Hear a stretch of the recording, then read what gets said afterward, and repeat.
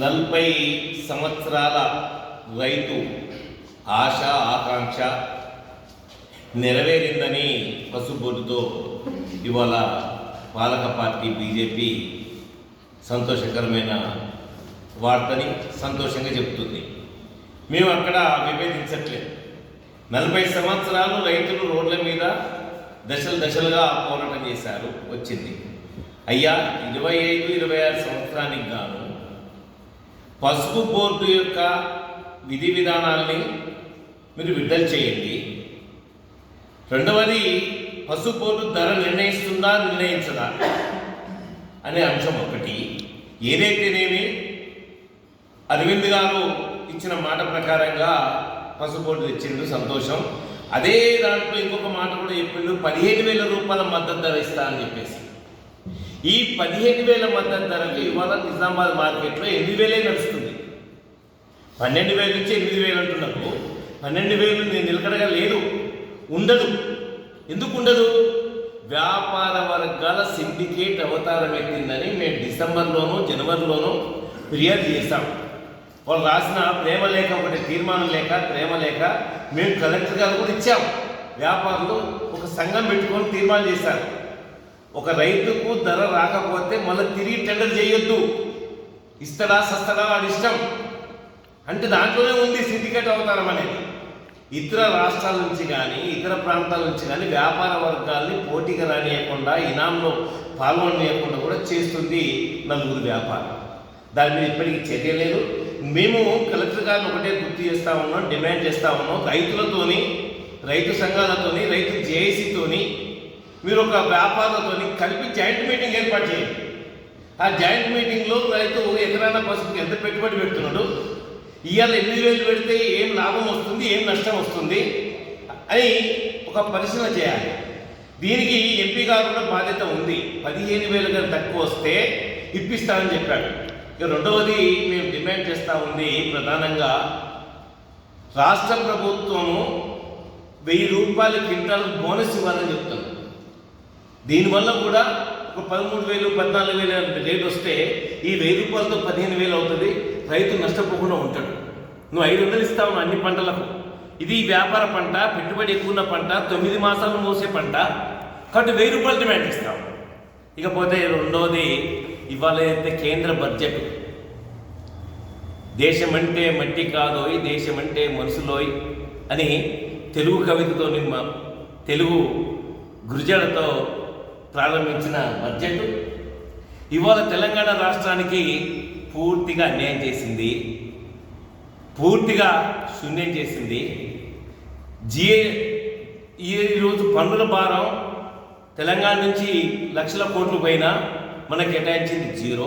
ఇకపోతే 50,65,345 కోట్ల బడ్జెట్లో వ్యవసాయ రంగానికి కేటాయించింది.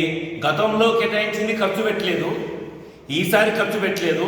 ఫసల్ బీమా కానీ, రైతు బీమా కానీ, కిసాన్ సమ్మాన్ కానీ, సాగునీటి వసతులకు కానీ ఇలా ఒక్క పైసా పెంచలేదు వ్యవసాయ రంగానికి.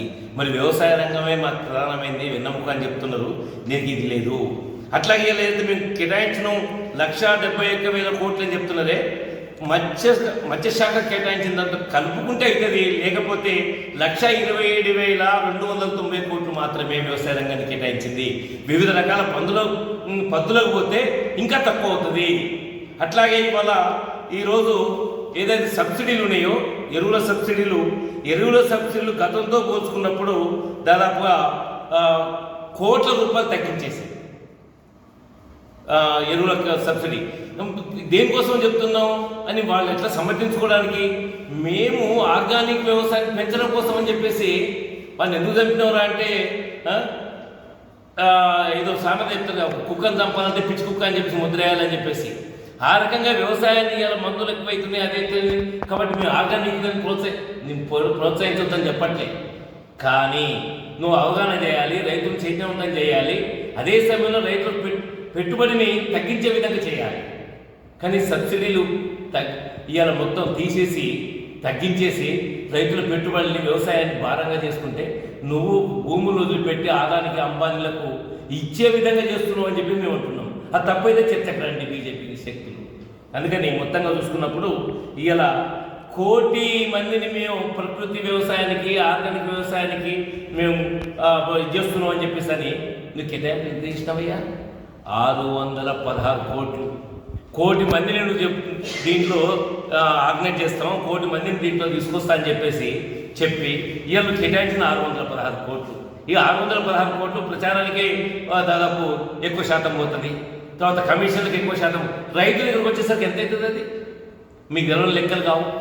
అందుకని ఈ బీజేపీ ఏదైతే నిన్న బడ్జెట్ చేసిందో ఈ బడ్జెట్ మధ్యతరగతికి, అట్లాగే వ్యవసాయ రంగానికి, నిరుద్యోగానికి, మన తెలంగాణ రాష్ట్రానికి పూర్తిగా అన్యాయం చేసిందని చెప్పేసి గుర్తు చేస్తూ 15,000 రూపాయల క్వింటాల్ పసుపు వచ్చే విధంగా ఐక్య పోరాటం చేస్తామని జేఏసీగా మేము డిమాండ్ చేస్తాం. ఈరోజు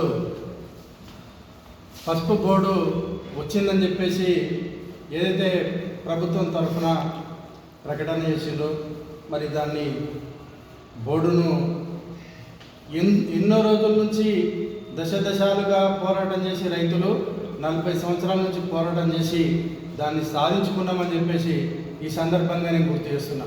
ఇది రైతుల పోరాట ఫలితమే. కేవలం రైతుల పోరాట ఫలితంగానే రాజకీయ నాయకులు ఎంతోమంది ఎన్నికల్లో హామీలు ఇచ్చి తప్పని పరిస్థితుల్లో బోర్డు ఏర్పాటు చేయడం జరిగింది. ఇంతకుముందు ఎంపీగా చెప్పిండ్రు, మరి ఈ బోర్డు మరి మారుతి కార్ లాంటిది, మరి ఫార్చునర్ కార్ లాంటిది అని చెప్పేసి ఎద్దేవా చేసిండు. ఆ సంగతి అందరికీ తెలుసు. మరి తప్పని పరిస్థితుల్లో ఇప్పుడు ఈరోజు బోర్డు వచ్చింది. అది సంతోషకరమైన విషయమే. అయినప్పటికీ రైతులందరం కూడా పోరాట ఫలితంగా వచ్చిన దానికి అభినందనలు తెలియజేస్తున్నాము. కానీ ఇంకో విషయం మర్చిపోయినారు ఎంపీ గారు. మరి కేంద్ర ప్రభుత్వం తరఫున మరి మీరు కేంద్ర ప్రభుత్వంతో కొట్లాడి మాకు 15,000 మద్దతు ధర ఇప్పిస్తారా, మరి ఎంఎస్పీలా పెట్టాలని చెప్పేసి ఈ డిమాండ్ కూడా మేము 40 సంవత్సరాల నుంచి మరి దశలుగా పోరాటం చేస్తున్నాము. మరి దానికి ఈరోజు ఎంఎస్పీ గురించి ఒక్క మాట కూడా లేదు. దాన్ని తప్పనిసరిగా అమలు చేయాలా, అది ఈ బోర్డు ద్వారా నిర్ణయించే విధంగా దీన్ని ఏర్పాటు చేయాలని చెప్పేసి మేము డిమాండ్ చేస్తున్నాం. ఇంకో విషయం ఏంటంటే, ఈరోజు కేంద్ర బడ్జెట్లో రైతు ఏదైతే మరి 80% భారతదేశంలో ఆధారపడి ఉన్నటువంటి అందరికి కూడా వ్యవసాయమే ఆధారం అయినటువంటి విషయం అందరికి కూడా చెప్తా ఉన్నారు. మరి 80% ఆ వ్యవసాయం మీద ఆధారపడి జీవిస్తున్నటువంటి భారతదేశంలో మరి బడ్జెట్ మాత్రం సున్నా. ఈ వ్యవసాయానికి ఎటువంటి అది పొందన లేని బడ్జెట్ అని చెప్పేసి వ్యవసాయానికి చాలా కేటాయించవలసి ఉంది. అది కూడా మళ్ళా ఈ బోర్డుకు ₹1 కూడా ఈరోజు మరి కేటాయించలేదు. మరి తెలంగాణలో మన నిజామాబాద్లో ఏర్పాటు చేయాలని చెప్పేసి, ఆర్మూర్లో ఏర్పాటు చేయాలని చెప్పేసి కూడా ఎన్నో రోజుల నుంచి డిమాండ్ చేస్తున్నాము. దాన్ని కూడా ₹1 కూడా ఈరోజు కేటాయించలేదు. దీన్ని ఏ విధంగా మేము చూడాలి? మరి దీన్ని తప్పకుండా ఈ బడ్జెట్లో పెట్టనప్పటికీ ప్రత్యేకమైన చర్య తీసుకొని మాకు బోర్డుకు డబ్బులు కేటాయించాలి, వ్యవసాయానికి అధిక ప్రాధాన్యత ఇవ్వాలి. మరి 15,000 మద్దతు ధర తప్పకుండా ఈ బోర్డు ద్వారా ఏర్పాటు చేసి నిర్ణయించే అధికారము ఈ బోర్డుకి ఇవ్వాలని చెప్పేసి ఈరోజు నేను ప్రభుత్వాన్ని డిమాండ్ చేస్తున్నాను. ఈరోజు దేశానికి సైనికుడు ఎంత ముఖ్యమో మరి అదే దేశానికి రైతు కూడా అంత ముఖ్యమని చెప్పేసి గమనించాలా. మనం జై జవాన్ అన్నప్పుడు జై కిసాన్ అని కూడా చూసే బాధ్యత కేంద్ర రాష్ట్ర ప్రభుత్వాల ఇద్దరి మీద ఉంది. మరి ఒక 40 సంవత్సరాల పోరాటంతో ఈరోజు పసుపు బోర్డు అనేది సాధించుకున్నామనే కొంత తృప్తులు ఉన్నప్పటికీ మరి మద్దతు ధర ఇప్పుడు ప్రస్తుతం అత్యవసరం అని చెప్పేసి మేము తెలియజేస్తున్నాం. మా ఐక్య కార్యాచరణ కమిటీ తరఫున మేము మొదటి నుంచి కూడా కోరుకునేది ఫస్ట్ మద్దతు ధర ₹15,000 ఇస్తేనే మరి రైతుకు గిట్టుబాటు ధర ఉంటుంది. ఎందుకంటే ఖర్చులు అనేవి పెరిగిపోతున్నాయి. దినదినం కూడా రైతులకు కూలీలు అనేవి దొరకకుండా అయిపోతున్నారు. ప్రతిదానికి పెరుగుతున్నప్పుడు ఖచ్చితంగా రేటు అనేది జరగాల, అదొక నిలకడగా ఉండాలని చెప్పేసి దానికి ఎంఎస్పీ రేటు పెట్టాలని చెప్పేసి మేము డిమాండ్ చేస్తూ, ఏదైతే పసుపు బోర్డు ఉందో దీనికోసము రైతాంగం తరఫున పోరాటం చేస్తున్నటువంటి ఐక్య కార్యాచరణ కమిటీ తరఫున ఖచ్చితంగా ఈరోజు బోర్డు ఏర్పాటు చేసిన దాంట్లో ఒక సభ్యునిగా నియామకం చేసి ప్రతి విషయంలో కూడా మీరు కూర్చొని మా సలహాలు తీసుకుంటే ఇంకా చాలా బాగుంటుందని చెప్పేసి నేను ప్రభుత్వాన్ని డిమాండ్ చేస్తూ, రాష్ట్ర ప్రభుత్వం కూడా మా పెద్దలు చెప్పినట్లు మీరు తప్పకుండా ఒక 1000 రూపాయల బోనస్ అనేది పసుపు పంటకు ప్రకటించాలని చెప్పి మా ఐక్య కార్యదర్శి కమిటీ తరఫున డిమాండ్ చేస్తున్నాం. పత్రికా విలేకరులకు నమస్కారం. ముఖ్యంగా పసుపు బోర్డు ప్రకటించినందుకు మేము జేఏసీ తరఫున హర్షం వ్యక్తం చేస్తున్నాం. కానీ ఏ ఆశలతోనైతే మేము పసుపు బోర్డు కోసం కొట్లాడామో ఆ ఆశలు నెరవేరినాయా లేదా అనేది వాళ్ళు ఆలోచించాలని చెప్పి కోరుతున్నాం. అన్ని బోర్డులకు నిధులు కేటాయించారు ఈ బడ్జెట్లో. పసుపు బోర్డుకు ఒక్క రూపాయి కూడా కేటాయించలేదు.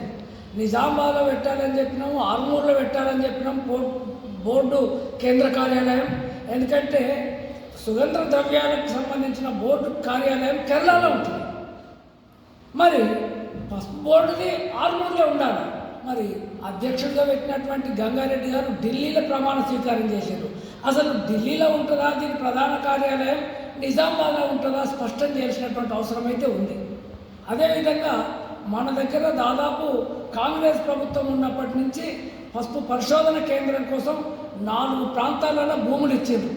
అందులో ఒక్క హాసకొత్తూరులో మాత్రమే కొద్దో గొప్ప పరిశోధన కొనసాగుతుంది. ఇప్పుడు దరిపల్లిలో లేదు, తిమ్మాపూర్లో లేదు, మన పడిగలికి సంబంధించి వేల్పూర్ మండలంలో లేదు. మరి మీరు డబ్బులు కేటాయించకుంటే శాస్త్రవేత్తలు ఎక్కడికి వెళ్ళి వస్తారు? అధిక దిగుబడి ఇచ్చే వంగడాలను ఎట్లా తయారు చేస్తారు? ఇవేమీ లేకుండా పెట్టేసినాం, బోర్డు పెట్టినాం, రైతులకు లాభం జరుగుతుందంటే ఉపయోగం లేదు. కాబట్టి వెంటనే వాటికి సంబంధించినటువంటి నిధులు కేటాయించాలి. పరిశోధన కేంద్రాలను పకడ్బందీగా నిర్వహించే విధంగా శాస్త్రవేత్తలను అక్కడికి పంపించాలి. అదేవిధంగా ఎప్పుడో అజయ్ కలెక్టర్ ఉన్నప్పుడు పసుపు శుద్ధి కర్మాగారం శాంక్షన్ అయింది. 9 కోట్లు 10 కోట్లు మేము మంజూరు చేసినామని చెప్పింది. ఎందుకంటే ఇప్పుడు ఎవరు పసుపు ఉడకబెట్టినా భూమి మీద ఆరబెడుతున్నారు. కాబట్టి అది నాణ్యత తగ్గుతున్నది కాబట్టి ధర వస్తలేదు అంటున్నారు. నాణ్యత పెరగాలంటే పసుపు శుద్ధి కర్మాగారం రావాలా. అందులోనే ఇప్పుడు కట్టెలతోనే ఉడికిస్తే కాలుష్యం అవుతుంది. కరెంటుతో ఉడికించేటటువంటి యంత్రాలు తీసుకురావాలి. అదేవిధంగా వాటిని ఎండబెట్టే యంత్రాలు తీసుకురావాలి. వాటిని శుద్ధి చేసే యంత్రాలు తీసుకొస్తే రైతులకు లాభం జరుగుతుంది, ధర ఎక్కువ రావడానికి అవకాశం ఉంటుంది. ఇవన్నీ చేయకుండా రైతుల్ని మభ్యపెట్టడానికి వీళ్ళు ప్రయత్నాలు చేస్తే మాత్రం ఖచ్చితంగా ఈ బోర్డు కోసం ఎట్లయితే మేము ఆందోళన చేసినామో అంతకంటే తీవ్రమైన ఆందోళన చేయాల్సి వస్తుందని కూడా ఈ సందర్భంగా మేము హెచ్చరిస్తున్నాం. ఇప్పటికైనా వెంటనే మీరు ఫోటోలకు ఫ్లెక్సీలకు పాలాభిషేకాలు కాదు, మాకు ఇవి కావాలి అని చెప్పి అడిగే విధంగా రండి. పార్టీలని గిట్టిల్ని పక్కకు పెట్టండి, రైతులకు లాభం జరిగే విధంగా ఆలోచించండి. ఆ పద్ధతుల్లో మనం పోరాటం చేద్దాం తప్ప మనం ఫ్లెక్సీలకు పాలాభిషేకాలు చేస్తే రైతులకు ఉపయోగం ఉంటుంది. కనీసం పేదోడికి ఇస్తేనన్నా పాలతో వాళ్ళు ఛాయ్ తాగడానికి అవకాశం ఉంటుంది. వాటిని వృధా చేయటం మానేయండి అని చెప్పి ఈ సందర్భంగా నేను డిమాండ్ చేస్తున్నా, విజ్ఞప్తి కూడా చేస్తున్నా.